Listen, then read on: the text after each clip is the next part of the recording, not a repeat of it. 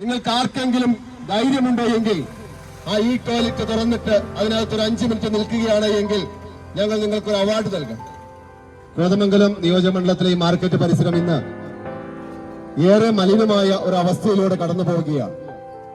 നമുക്കറിയാം, എല്ലാ വർഷവും സ്കൂൾ തുറക്കുന്ന സാഹചര്യത്തിൽ ആ സമയത്തോടനുബന്ധിച്ചാണ് കാലവർഷവും എത്തുക. ഈ വർഷവും അതിൽ നിന്ന് വ്യത്യസ്തമല്ലാതെ കാലവർഷം എത്തിക്കഴിഞ്ഞു. കാലവർഷം എത്തുന്നതിന് അനുബന്ധമായി തന്നെ അതിനു മുൻപും അതിനുശേഷവും നമ്മുടെ പഞ്ചായത്തും മുനിസിപ്പാലിറ്റിയും ഒക്കെ കൊതുക് വളരുവാൻ സാധ്യതയുള്ള പ്രദേശങ്ങളിലൊക്കെ ശുചീകരണ പ്രവർത്തനങ്ങൾ നടത്താറുണ്ട്. എന്നാൽ ഇപ്പോൾ ഇന്ന് ഞങ്ങളിവിടെ നിൽക്കുന്നതിന്റെ പ്രധാനപ്പെട്ട കാരണം എന്ന് പറയുന്നത്, ഈ കോതമംഗലം നിയോജകമണ്ഡലത്തിലെ ഇവിടെ ശ്രീ നൌഷാദ് സൂചിപ്പിച്ചതുപോലെ ഇതിന്റെ ഹൃദയഭാഗം ഈ മാർക്കറ്റ് പരിസരം, നമുക്കറിയാം ഒരു 10-30 വർഷമായിട്ട് ഈ മാർക്കറ്റിന്റെ അവസ്ഥ എന്താണ് എന്നുള്ളത് ഇവിടുത്തെ വ്യാപാരി സുഹൃത്തുക്കളോട് അത് വിശദീകരിക്കേണ്ട യാതൊരു കാര്യവുമില്ല.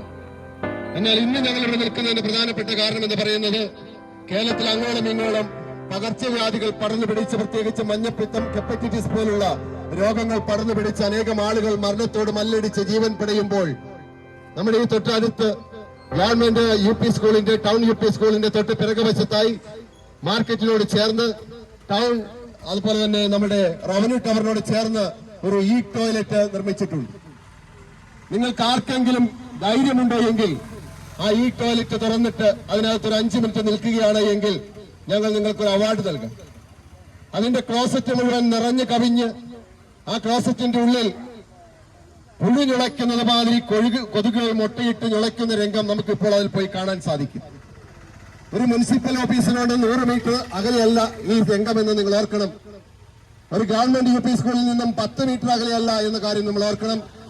ആയിരക്കണക്കിന് യാത്രക്കാര്, മാർക്കറ്റിൽ വരുന്നവര്, വിദ്യാർത്ഥികള്, അതുപോലെ തന്നെ നാട്ടുകാരെല്ലാം പങ്കിടുന്ന ഈ മാർക്കറ്റിന്റെ ഹൃദയഭാഗത്താണ് ഇങ്ങനെ ഒരു ഈ ടോയ്ലറ്റ് ഇത്രമാത്രം കേരളത്തിന് അഭിമാനമായി, കോതമംഗലത്തിന് അഭിമാനമായി ഇവിടെ നിലകൊള്ളുന്നത് എന്ന കാര്യം നാം വിസ്മരിക്കരുത്. അധികാരികൾ കണ്ണു തുറക്കാൻ വേണ്ടിയിട്ടാണ് ഞങ്ങൾ ഇന്നിവിടെ ഈ പ്രതിഷേധ സംഗമം സംഘടിപ്പിച്ചിട്ടുള്ളത്.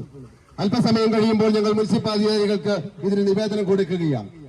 എന്നിട്ടും ഇതിന് പരിഹാരമുണ്ടായില്ല എങ്കിൽ അതിശക്തമായ നടപടികൾ എടുത്തുകൊണ്ട് ആം ആദ്മി പാർട്ടി മുന്നോട്ട് പോകുമെന്ന് അറിയിക്കുവാൻ ഞങ്ങൾ ആഗ്രഹിക്കുകയാണ്. ഈ ടോയ്ലറ്റ് മാത്രമല്ല, ഈ പ്രദേശം മുഴുവൻ നിങ്ങൾ നോക്കിയാൽ കാണാൻ സാധിക്കും, യാതൊരുവിധ ശുചീകരണ പ്രവർത്തനങ്ങളുമില്ലാതെ വെള്ളം കെട്ടിക്കിടന്ന് കൊതുകുകൾ വ്യാപിക്കുന്ന ഒരവസ്ഥ.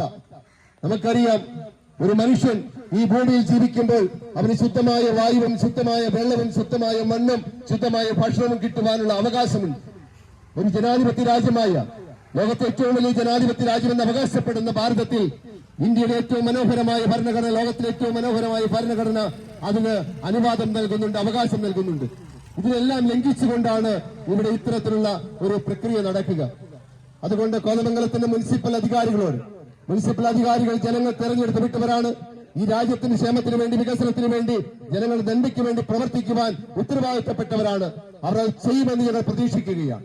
അതുപോലെ തന്നെ ഇവിടുത്തെ ഭരണാധികാരികള്, ഇവിടുത്തെ ഭരിക്കുന്ന നിയോജകമണ്ഡലം ഭരിക്കുന്ന MLA യും മുനിസിപ്പൽ പാർട്ടി ഭരിക്കുന്ന ഇവിടുത്തെ മുനിസിപ്പൽ ചെയർമാൻ ഉൾപ്പെടെയുള്ളവർ ഈ വിഷയത്തിൽ അടിയന്തരമായി നടപടികൾ കൈക്കൊള്ളാം, ശ്രദ്ധ ചെലുത്തണമെന്ന് ഞങ്ങൾ ആം ആദ്മി കോതമംഗലം നിയോജകമണ്ഡലവും കോതമംഗലം മണ്ഡലം കമ്മിറ്റിയും ഇവിടെ ആവശ്യപ്പെടുകയാണ്.